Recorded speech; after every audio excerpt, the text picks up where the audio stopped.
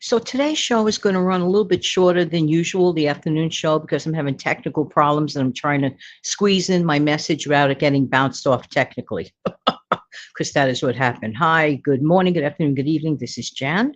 Welcome to another episode on the Save Money and More with Jan channel. Thank you so much for being here. I want to talk to you today about bare bones meal stretches. Yeah.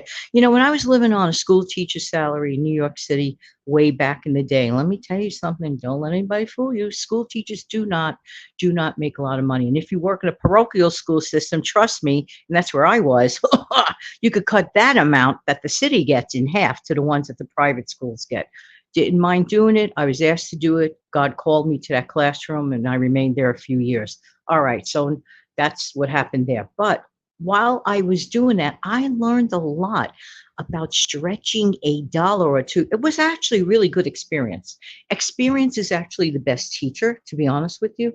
And that's what happened here. So, as everybody goes through, especially at that time when you live paycheck to paycheck, you go through periods of more abundancy and periods of more like a little bit of lack. I always try to make sure that, I live on an even keel. Living on an even keel is a great thing to do, especially when it comes to your meals. Okay. So here's a couple of things that I learned. When I got to the bare bones recipe time in a month, I learned from experience, and it is true, and the idea works to today. So that's why I'm sharing this with you. Keep some foods that you enjoy, like for example, that can really stretch a different meal. Give you an example.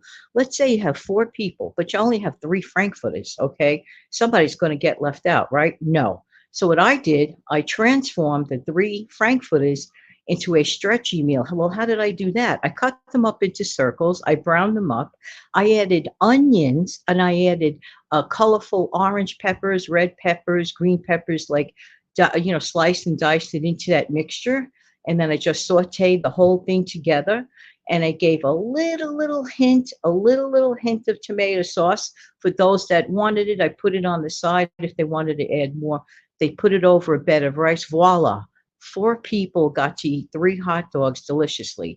I have found like by keeping foods that have like a robust flavor, for example, like those peppers, it really transforms a meal and you could blow up the meal if you want and stretch. The same thing holds true. Let's say you got two pieces of chicken, but you have four people that need to eat.